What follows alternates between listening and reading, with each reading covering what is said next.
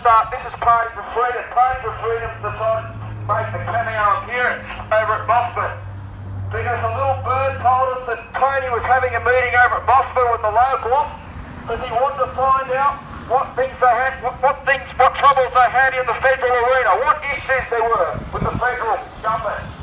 This one is why hasn't Tony Abbott and his useless Liberal Party done something about Section 18C of the Racial Discrimination Act?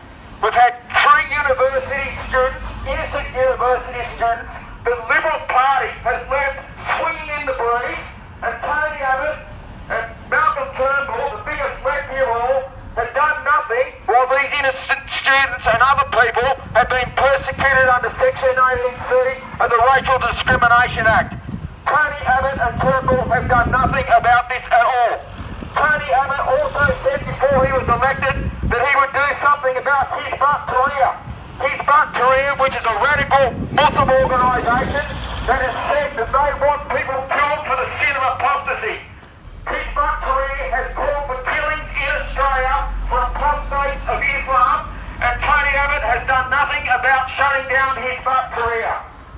Tony Abbott and Malcolm Turnbull is a friend of the ABC. The ABC is another organisation that has refused to abide by its charter, refused outright to do the right thing, to do what they are paid to do and abide by their charter, refused to do anything about it, and they are still being funded every year to the tune of billions of dollars of taxpayers' money, and Turnbull and Abbott have done nothing. The Liberal Party has done nothing about the ABC, nothing at all. They are a left-wing outfit, they are owned by the left, and they are a useless organisation. This is why Pauline Hanson has recently gained great traction here in Australia, and she will continue to gain traction. Malcolm Turnbull has just recently said that he's going to do something about the problem with gas, how it's being sold overseas cheap while Aussies are paying top price. He's only done that because they're scared of losing the next election.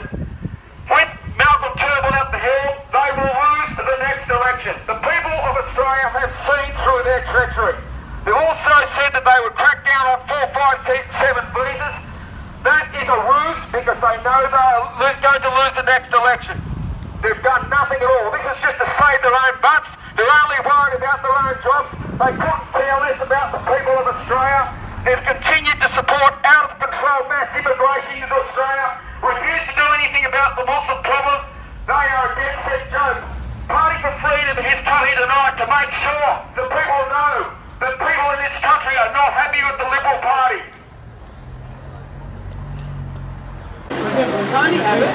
Sorry? The Middle East is Western Sydney. Sorry, maybe you could go to Western Sydney and live in the Middle East. No, you just don't know these people. That's your bloody problem. You live in Mosman, don't you? Well, why don't you put your kids in Punch Bowl Boys High? Why don't you put them in Punch Bowl Boys High? Why don't you put them, you know, because that's what the reality of Australians, Anglos, are facing out in Western Sydney. Well, we need something done about it. Why do we vote for them? He was the one that was supposed to help us. Why do we vote for these politicians? Get off your bike, Tony. Get right off your bike. I think you should be going somewhere else. On the free trade agreement with China, so China has got full access to the Australian market. Yeah. Well, you need to get on the Viagra to do that. You need to get on the Viagra. You're an inspiration for birth control. Shame, Abbott, shame. Shame, Abbott, shame. Shame, Abbott, shame. Shame, Abbott, shame. Shame, Abbott, shame. Shame, Abbott, so much, but you gave so little and you betrayed us.